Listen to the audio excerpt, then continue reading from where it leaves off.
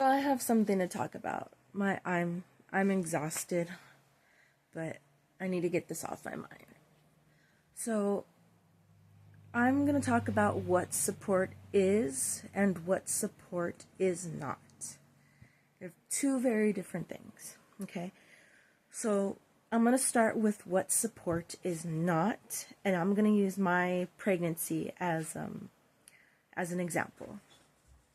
Support is not telling someone to be better. What are you doing? You should do this. You shouldn't do that. Okay, and then here's the examples. Are you eating what the doctor says are you eating? Are you following the directions? Are you not eating this? Right? Questions. And then what you should do and what not to do. You should try walking more. You should drink more water. That is not support.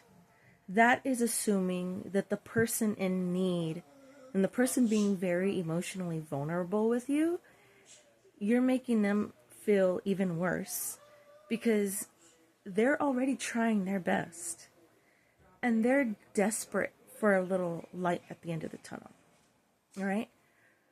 Now, what is support? This is what support is. Support looks like you're doing your best. Support looks like you've had a few mistakes, but there's nothing that you can't overcome. Support is, what would you like me to do? Support is, I'm here for you. Support is, would you like me to go with you to your next appointment? Support is, how can I help you? That is what support is. And if you're not used to that kind of support, I am so sorry that you had to come accustomed to whatever support is not, right? So now that you know what support is and is not, be better.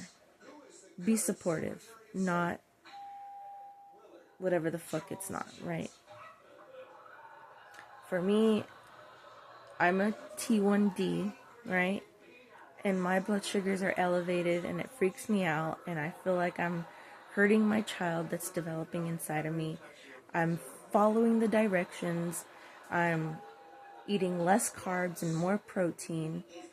What I know I'm doing, like, they don't want me eating canned vegetables, right? They don't want me having hamburger helpers, right? That's not reality. Okay, that's not practical for my lifestyle. So that's going to show up in my log. It's going to show up. Keep in mind, I am still complying with the portion control and the amount of carbohydrates I intake, right? It's just more practical for my lifestyle. There's going to be bologna. There's going to be, fried chicken. There's going to be things like that, right?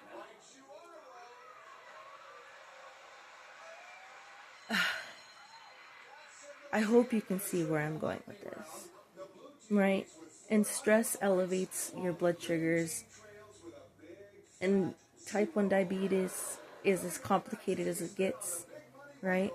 Everything can be manageable, but diabetes type 1 is a starving disease, right? Your blood sugar is already elevated because your pancreas does not work. So no matter what I do, if the pancreas doesn't work, and which it doesn't, anything and everything will elevate my sugar. Just living elevates my sugar, right? So I see my nutritionist tomorrow, and I'm preparing for her to give me some kind of shit like, oh, this shouldn't be on here. Oh, you're eating this, that shouldn't be on there. And then I have to support myself, which I shouldn't have to. I should have people in my family and friends that are like actually supportive, right? So preparing for the worst, but we'll find out, I guess. So keep in mind what I've taught you. and be a better friend.